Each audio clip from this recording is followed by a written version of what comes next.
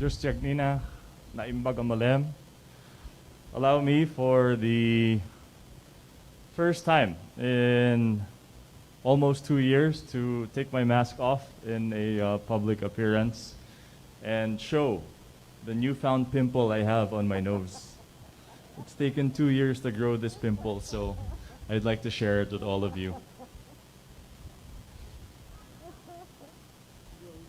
Ano ba tawag nila? Mask me? Mask acne, di ba?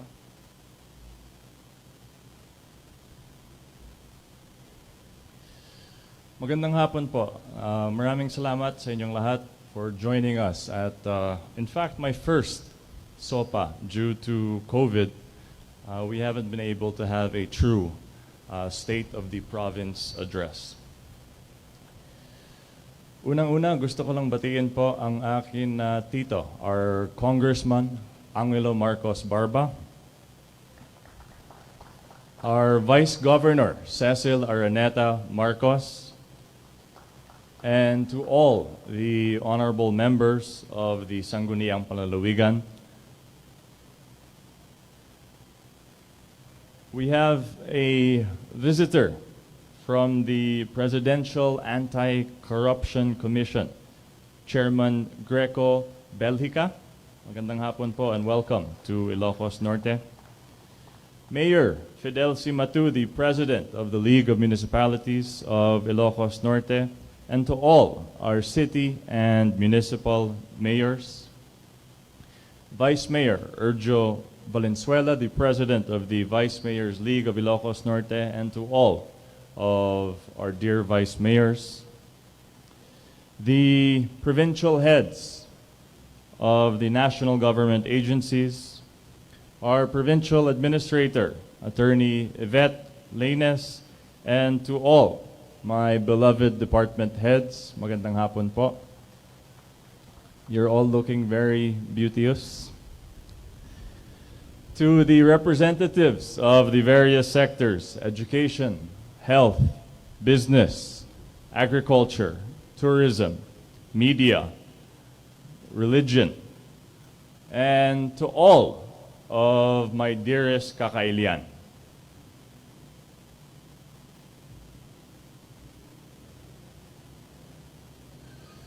When I assumed the governorship 2.5 years ago, we resolved to bring more progress through investing in our people, encouraging everyone to join us in a brighter vision for a greater Ilocos Norte. Unfortunately, COVID-19 posed serious challenges to every sector. Its impact has not only limited our progress, but also seriously tested our healthcare system and almost all of our industries. With that said, I believe our province has fared better than most. First and foremost, early emergency measures were implemented to protect public health, such as securing our borders while still ensuring trade and cargo continue. We quickly partnered with our hotels to become quarantine facilities. We donated a PCR machine and automated extractor to our praiseworthy partners at Mariano Marcos Hospital. We invested heavily in our COVID capacities and resources. We launched a myriad of financial assistance and economic stimulus programs to support and create livelihoods for our people. Together, we have withstood one of the hardest periods in the history of Ilocos Norte. Now, we are more knowledgeable and more equipped to manage this pandemic, and we will continue to build back better. We have focused on making sure that all Ilocanos are safe and can provide for their families. Our efforts have led to a province that is safe and strong amidst disasters, and a provincial government that is swift in addressing the needs of our people. Natalged, nakired, ken napaspas. We have been able to carry out our vision of a healthier Ilocos Norte. We deeply thank all of our frontliners, from our medical frontliners to our uniformed personnel to our BHERTs, who continue to protect us in this pandemic. Diyos tiagdina. The cooperation from Ilocano communities, both local and abroad, and the assistance of the private sector have likewise improved our pandemic response. Today, I am proud to announce that Ilocos Norte has the highest percentage with at least one vaccination dose in Region 1. And 90% of our target population is now fully vaccinated. Even before the pandemic, the improvement of our 6 provincial health facilities was well underway. In the past 2 years, we have poured in over 291 million pesos into improving the infrastructure alone of our medical facilities, one of which was the timely establishment of our medical oxygen refilling plant at Grasma. We have coupled our infrastructure with more equipment and supplies to the tune of 212 million pesos and the hiring of medical professionals.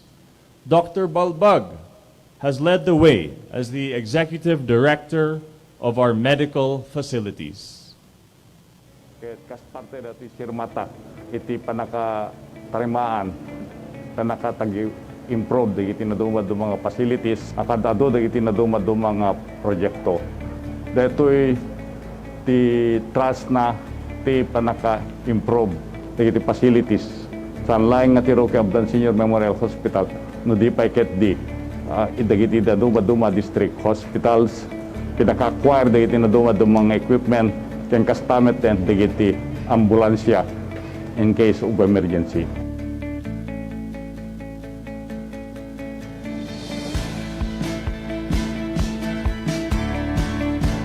May sapay nga naipangpangruna ket detoy provincial government of Ilocos Norte oxygen refilling plant. Kaya na-timing launay te kung kunaming idi na guraran deto yan after several months sumete di the COVID and ket antay unay nga nagka-problema iti oxygen. Padigito inalpas sa buildingan na ket infrastructure agad dakkel unay ti epekto na ken kastamet ten iti kadda digiti na mga serbisyo ken kastamet ten pinakapalawa pinakapapintas digiti na mga awards tayo ti provincial hospital. Alam niyo po, just a sidetrack, no? I recall when I first sat as governor, I met with Doc Balbag here in my office one of the first days of my term. And as our Bocales here will remember, many of you who were still with us, Doc Balbag was all set to retire and I think visit his family in the States. And when I met with him here, I asked him if he was willing to stay on. Sabi po niya, whatever I can do in service of the province, and if you ask me to come on as executive director, I can't say no. So palakpakan po natin si Doc Balbag. Thank you. We shall raise the efficiency of our health services to meet the increasing medical demands of our Kakailian. For 2022, 650 million pesos was appropriated towards our improved health system and 35 million pesos for COVID support programs. Mental health and holistic well-being have been at the forefront of our response to COVID-19.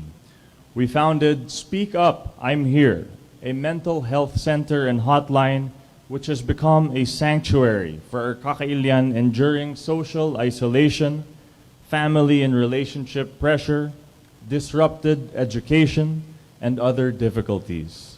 The center has serviced almost 600 clients since October 2020, with clients ranging from adolescents to frontliners, to returning residents, to even COVID-19 patients in isolation.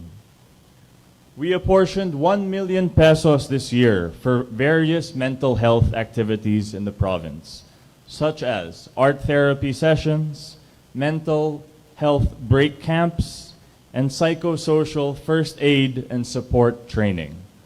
Our search for the best mental health practices in Ilocos Norte will underscore a whole of community approach to promote, protect, and care for mental health. In line with the principle of preventive health care, we established numerous new parks in the province, including many barangay eco-parks, wherein we allotted 200,000 pesos to each barangay to establish or improve their own park with a barangay farm. We also hope to inaugurate the Marcos Stadium by the middle of this year, which will return as an exercise hub for all. Of course, this is part of our Big Three, along with Dapayan and the extension of our capital, which should all be completed by this year. I would also like to highlight that our malnutrition numbers have gone down thanks to our Nutri-Bun and Carabao milk interventions. From almost 11% stunting in 2019, we are down to around 6% stunting among preschoolers. Wasting and obesity, likewise, have also decreased. We will distribute height boards and weighing scales to each of our 559 barangays. We commend our provincial, city, and municipal nutrition action offices and our barangay nutrition scholars. Ultimately, we stand by our belief that a healthy populace is a productive populace. As a province of farmers, the challenge of increasing productivity and profitability was met by the provision of 2 billion pesos of appropriate infrastructure, such as farm-to-market roads, enhanced irrigation systems, and equipment and agricultural inputs, such as seeds, fertilizers, soil conditioners, and sprayers. For 2022, we have added an allocation of 1.3 billion pesos for agricultural needs from our tobacco excise tax. We take pride in being chosen as one of the 5 pilot provinces in the Philippines to lead extension services in agriculture and fisheries.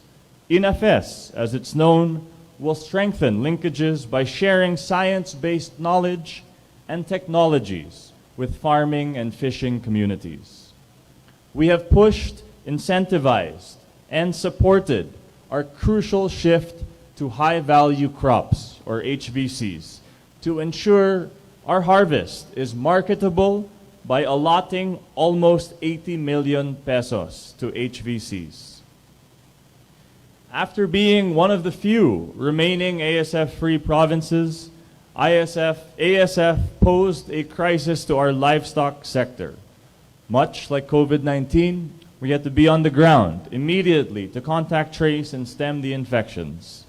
We provided relief packs to those who were affected, gave sprayers and disinfectants, facilitated their PCIC and DA indemnifications or payouts, allotted almost 14 million pesos to those hog growers who were uninsured, and provided alternative livelihoods.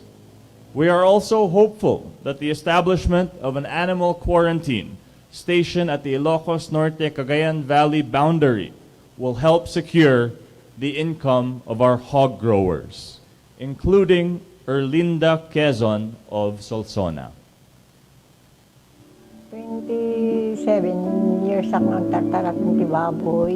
Kasi nagtarak lang kami tibaboy, mamta. Kaya't kung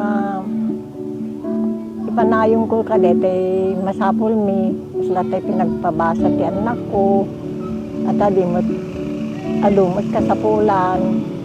Di kad nagtartara ka anak ti animal. Idi July, kat natamaan ti dungwen mi nga bababoy. Ano ma'am nga ingkali dati baboy mi.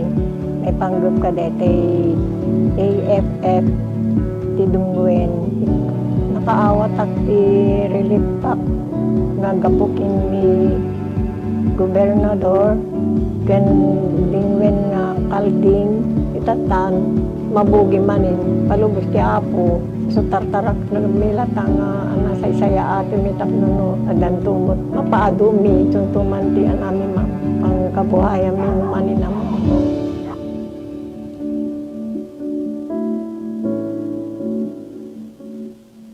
Gusto ko pong magpasalamat sa lahat ng ating magsasaka, mangingisda, mga livestock growers, at mga partners natin sa kooperatiba.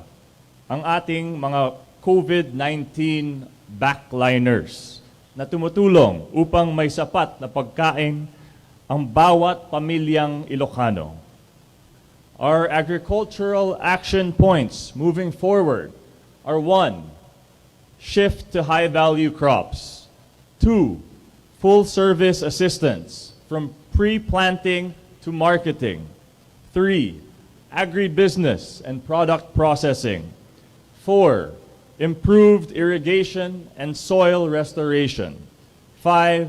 Level up our mechanization and technologies. Since 2020, the Sangguniang Panlalawigan passed ordinances that have provided 370 million pesos in cash to Ilocanos who were most vulnerable. The Sangguniang Panlalawigan demonstrated careful stewardship of our budget as together we initiated a solution-based and people-centered response in the form of cash for work, emergency livelihood assistance, pay now, work later, interest-free loans, and skills training programs. Our micro, small, and medium enterprises consist 99.6% of the businesses in Ilocos Norte. To date, our programs dedicated to our MSMEs, such as financial assistance, microfinancing, livelihood starter kits, and equipment. We allocated 40 million pesos in cash to our SMEs in 2021 alone. Moreover, our pop-up events and trade fairs have generated sales of 14 million pesos, reaching 11,000 MSME beneficiaries. We also waived the governor's developmental fee for non-essential MSMEs who were adversely affected by the pandemic. Christy Baptista was one of our recipients of our Nego carts. Nag-start ko Vista Kuyaki, gaputi IN Nego card from Provincial Government of Ilocos Norte.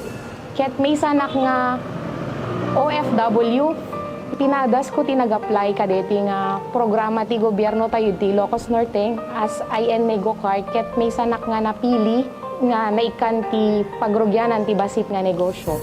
Juriket nang TED ti kapital ti Government of Ilocos Norte nagrugyanan mi nga 2,000 pesos tapos inekan na kami pa iti nego cart mi nga pag kabilan mi digiti lakla ko minukwaket nagdakel nga ba nagakatulungan mi nga nang rugi ti negosyo.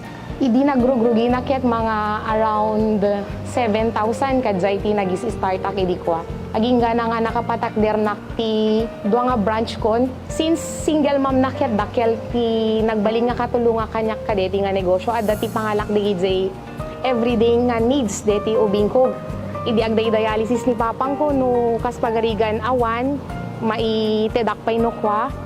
Permi nga super blessed deti naited nga chance ti government kada kami nga ex-OFW tapnon makapatakder kami ti bukod mi nga negosyo.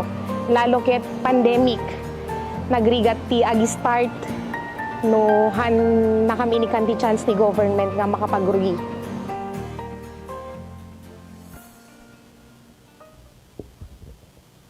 Nagaget ken naanus. We are industrious and we endure. Our hard work defines us as a people. and we were proud that our Kakailian worked through this downturn in our economy. In crisis, there is opportunity. For 2022, the provincial government will continue to invest in the preservation and creation of businesses, jobs, and livelihoods. We will continue to prop up ailing yet essential industries. We now see more stability in our industries, and we believe our businesses are more sustainable. For tourism alone, more than 29 million pesos in aid benefited not only our industry workers under the Tourism Livelihood Continuity Program, or TLCP, but also our frontliners with the Leisure Incentive Program. Joel Idnay was one of our recipients of our TLCP. Pandemic, ang ganda ng takbo ng operations namin dito sa office. So, iba-iba yung hinahawakan naming mga bookings, may mga international, may mga local. So, when the pandemic came, sobrang lungkot, doon kami talaga na-down, sobrang down yung nangyari sa amin kasi totally na nawalan kami ng trabaho. Almost lahat ng mga bookings namin noon na ang napakarami, halos bagsak. Nakatanggap po kami ng cash assistance through PGIN, yung TLCP. Yung TLCP, nakatanggap kami ng until phase 2. Laking tulong po yun kasi binigay ko po yun para sa gastusin namin sa bahay. And syempre sa mga everyday po na gastusin din po namin. Kasi sa ngayon po talaga is hindi pa yung regular yung work namin. So at least nakatulong din yun po para sa amin at para sa aming pamilya. Same through yung vaccination. Required po kasi yun sa amin, lalong-lalo na sa amin kasi we are part or kami yung parang frontliners sa mga tourism. Sa tourism kasi kami yung hindi natin maiwasan na makikihalo-bilo tayo sa mga client. So, na-secure ko po yung health ko at saka yung safety, not only to myself but also to others, especially yung mga clients na pumupunta dito sa Ilocos Norte.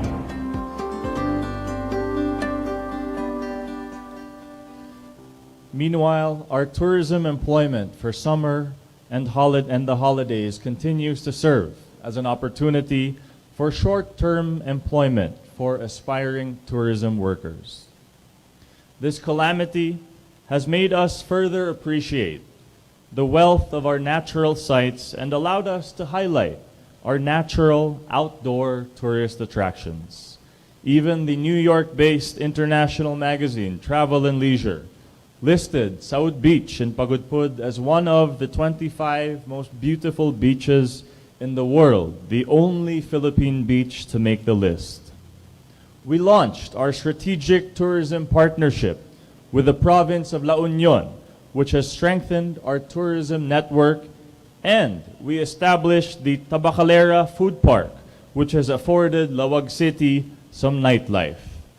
Thanks to our LGUs and tourism partners, many tourist sites have gained popularity, including our new solar-powered stack stones installation at the Paway Sand Dunes, Badok Island, the Curimao Seawall, Solsona Apayao Road, Pidig Sunflower Farm, Vintar Dam, Sexy Beach in Pasukin, and Darna Falls in Dumalneg, and Anuplig Falls in Adams. In the coming week, we should be opening the Paway Lake Water Park, the first of its kind in northern Luzon. Soon, with the support of Congressman Angelo Marcos Barba, we will also inaugurate the Magdalena Gamayo Center in Pinili. Ilocos Norte was the first province in the Philippines to be awarded the World Travel and Tourism Council Safe Travel Stamp for our adoption of globally recognized health and safety protocols. Our active tourism workers are 100% fully vaccinated. We are more than ready for the full revival of our tourism industry, and we look forward to welcoming our kababayans to Ilocos Norte. We worked with the Sangguniang Panlalawigan to pass landmark legislation that created a medical scholarship, and more recently, our agricultural scholarship and arts scholarship. With 65 million pesos aligned this year, we will continue to fund our bedrock scholarship programs. Amidst the pandemic, we have witnessed 1,000 acts of perseverance by our learners and their families, and our teachers and administrators, together bridging the divide of distance learning. We extended our support to our schools division by providing printing materials and machinery, and coordinating with local radio stations for the delivery of lessons. The provincial government has distributed more than 12,000 tablets to students across the province. One of the 12,000 recipients was Chanel Adress of Sarat. Agad-adal nak ditoy Sarat National High School. May siya nak a grade 10. Adu iti napanunot ko amang laped iti panagadal ko, gapo iti blended learning nga inyatnag iti daped. Upat kami nga agkakabsat ijay pamilya. Amin kami ket agad-adal. Mayat iti face-to-face ta saan paylaeng nga inkapilitan nga addaan ka iti cellphone wenno computer. Kaputahaan kami makapagsasabay nga agkakabsat nga mangusar iti gadget nga addaan kami, in kami no kaag computer shop ijay sentro tapno maubrami dagiti school requirements ni. Idi September, nakaawat nak iti tablet aggapo iti provincial government of Ilocos Norte. Permiti ragsak ni nanang ko anang awat ta maikat a problema mi dato yan. Mabalin mi pay nga pagbibinuludan nga agkakabsat.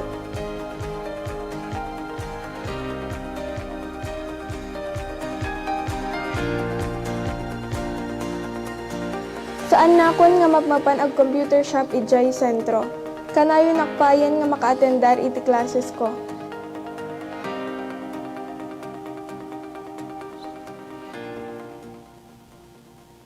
Of the 10 schools in Region 1 selected for the pilot face-to-face classes, Ilocos Norte had 9 schools. These classes were carried out successfully. We continue to make our public plea to the national government to adopt a localized education policy wherein face-to-face classes resume in low-risk areas. In Ilocos Norte, no matter the crisis, we have always survived, and ultimately, we have prevailed. We have proven that the resiliency of Ilocos Norte is not only in its leaders, but our true resiliency is in our people. We have seen that, regardless of the calamity, we stand tough and we stand together. The Ilokano spirit always endures. In the years to come, we shall rebuild a safer, stronger, and more prosperous province. A province that illuminates the young, equips the farmer, and empowers the small business owner. A province proud of its past, yet fully committed to its future. For after all, this is our home. This is Ilocos Norte. Diyos ti agnina.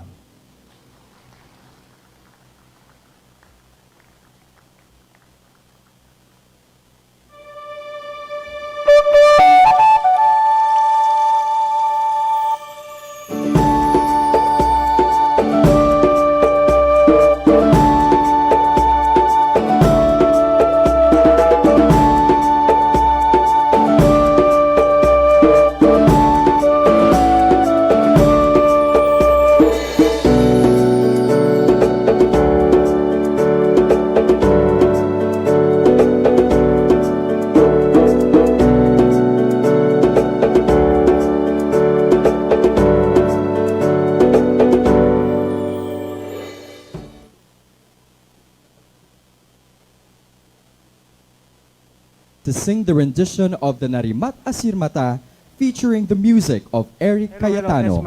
Please welcome Keisha Joy Paulo, quarter-finalist of Tawag ng Tanghalan and alumna of Samiweng Singers with Fox Viral Floho, Ken 55 Floho.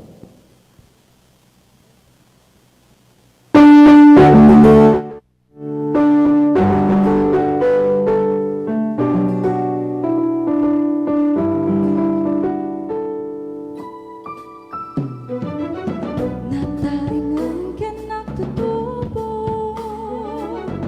awan problema at progreso. Hintayon mangita ulo, mapagdagana probinsya tayo. Narimat asir mata, pagbaytan na makayayo, mataginayon panagduras tayo, na andor nga Ilokano. Narimat asir mata, pag naida na makayayo, mataginayon panagduras tayo, na andor nga Ilokano. When kabailan tayo, mga lapken manalon, haantay agud ko ti ulon. Agtimpuyog tay nga Ilokano, Ilocos Norte ang matagin dayon. Narimat asir mata, pag naida na makayayo, mataginayon panagduras tayo, na andor nga Ilokano. Narimat asir mata, pag naida na makayayo, mataginayon panagduras tayo, na andor nga Ilokano. When kabailan tayo, Hintay pasing kita tinatanong di Ilokano ta isut mangipasim ko na agpan nagbalingin tayo pagpagek nga Ilokano siya iti sanggirong minga mangita da ulo narimat sirman tapin sa kita mi Ilokano kumbayan kinagagen kinarain tayo hintayo nagkikisab di magdagiti ang tutubo sa ringgan ken iti buo nga probinsya tayo Sirmata, ina, ipagpagmuna, kapag kinarimat magtetag iti pamilya. Uray sa dino, kamangit siksikala, iti mga pundo. Umisang katulad, uray ka sa lagtong teng kapano. Huwag ni tating na pundo, ken kinasintak ni Ilokano. Pinagpipinuligin, pinagkaykaysa, itayang masikit ang kinarimat ni Ilokano. Narimat asir mata, pag naida na makayayo, mataginayon panagduras tayo, na andor nga Ilokano. Narimat asir mata, pag naida na makayayo, mataginayon panagduras tayo, na andor nga Ilokano.